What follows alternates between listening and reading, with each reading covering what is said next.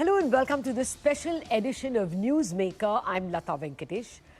The news, in a bid to increase transparency in the market regulator Sebi has written a consultation paper wanting more disclosures from what it calls high-risk foreign portfolio investors. In this consultation paper, Sebi has proposed that FPIs with more than 50% stake in a single stock or group conglomerate will need to reveal all ownership details. These details have to be given within 6 months, or there is a chance of the FPI itself losing its registration. The move comes after Sebi told the Supreme Court appointed panel that it had, let me quote the Sebi again, drawn a blank or hit a wall in terms of identifying beneficial owners of some of the FPIs invested in the Adani group of stocks. This is with respect to the allegations made by the Hindenburg report. Now, we're discussing the Sebi consultation paper and whether it will be successful in getting all those granular details it wants, whether it will be successful in identifying whether some FPIs may be in cohorts with the promoters. Will it be able to succeed in all this? Joining me to discuss these questions are Deepak Shenoy, founder of Capitalmind, R.S. Loona, former Sebi ED and managing partner at Alliance Law, Vivek Mimani, the partner at Khaitan and Company, and Manendra Singh, partner at Economic Laws Practice. Gentlemen, thank you very much indeed for joining me. Let me start with you, Mr. Loona. Is Sebi in the right direction? This is where it ought to go if it is hitting a wall under PMLA and other rules to find the ultimate beneficiary owners. Well, identification of beneficial owners of FPI investment has always been a concern of Sebi. And in the existing regulations, there are provisions for making the disclosures in respect to the beneficial owners. The present move is in the right direction because it is identifying the particularly high risk FPIs, which probably according to Sebi or the market insiders, they might have violated the minimum public shareholding norms or the press note number 3 of the government, whereby the investors from the border states of India, they could invest only through the government route. And there is apprehension that some of the investors in the FPIs which are investing here could be from that kind of countries. Yeah, no, broadly, I get your broad drift. So you say the effort is in the right direction, no questioning that. Deepak Shenoy, just let me get the market point of view. Sebi has filtered out the sovereign wealth funds, the central banks, the government pension funds, widely held or widely invested in public funds. Do you think they have clearly minimized the risk to the market? Only 6% of FPIs. What's your reaction?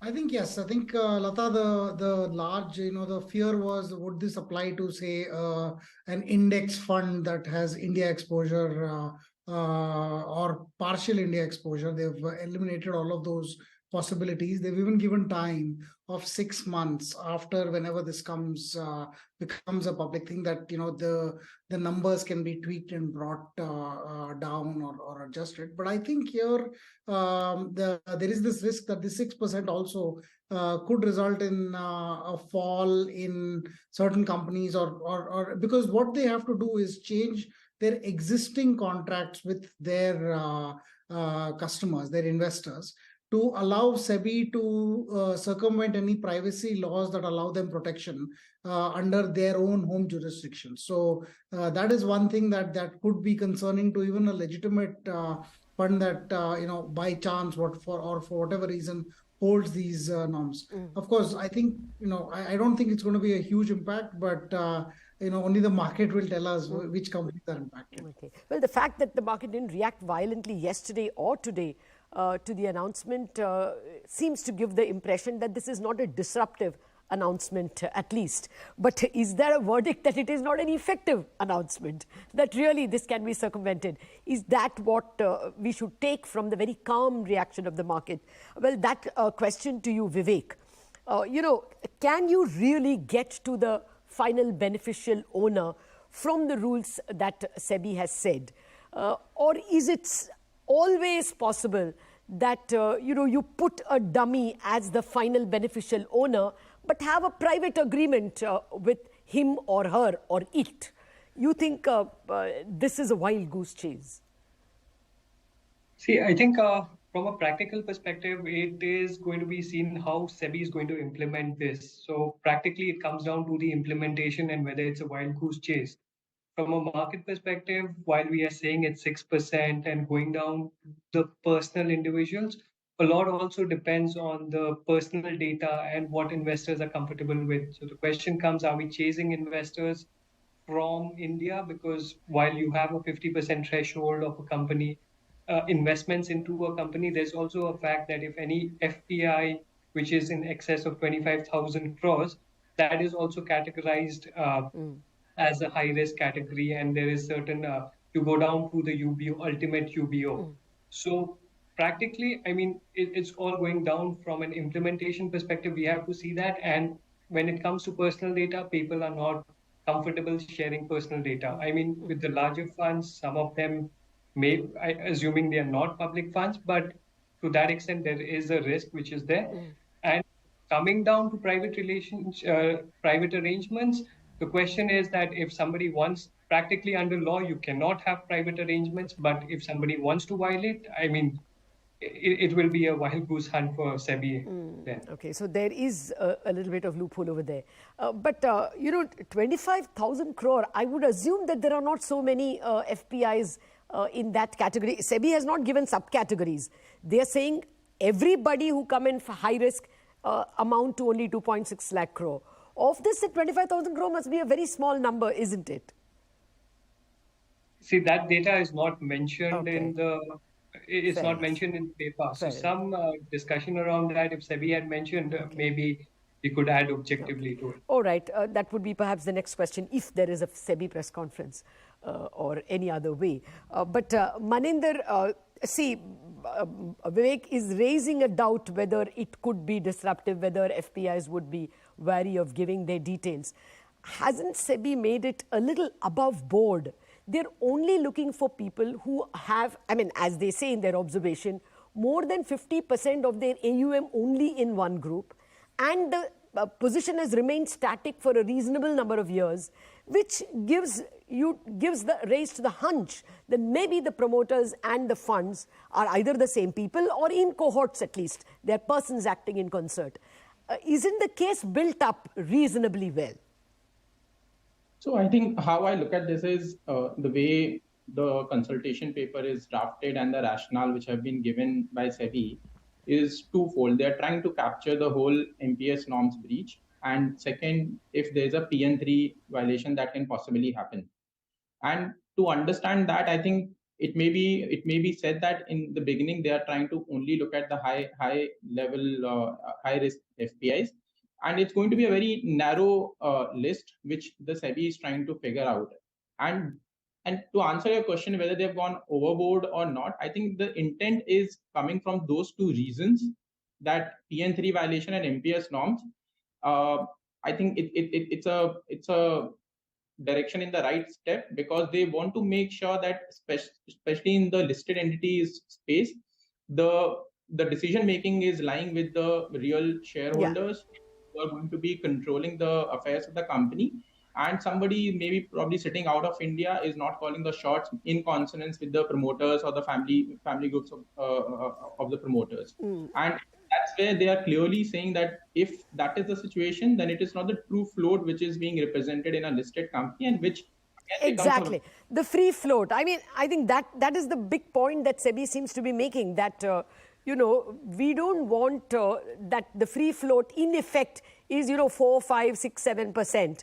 that, some 15-20%, which is actually held by FPIs, is perhaps in some way a proxy for the promoters. That seems to be the underlying message.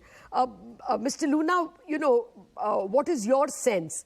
Should the rules have been tighter? I mean, that is one way of looking at it. You have 6 months to bring down the stake. Now, if there is a fund which really wants to circumvent the rules, they can always create another new fund. New funds are given 6 months. So you could just pass on whatever is excess in your investment in one target company. Say, you have 70% of your money in one company. You take out 21%, put it in a new fund. And the new fund has the liberty to be exempt from the rules for 6 months. And then after 6 months, you create another. So do you think this 6 months is too loose? I think let us understand that what is 6 months they're talking about. They're saying that the disclosure requirements, which are additional requirements, they are required to be complied with by these high risk FPIs after 6 months.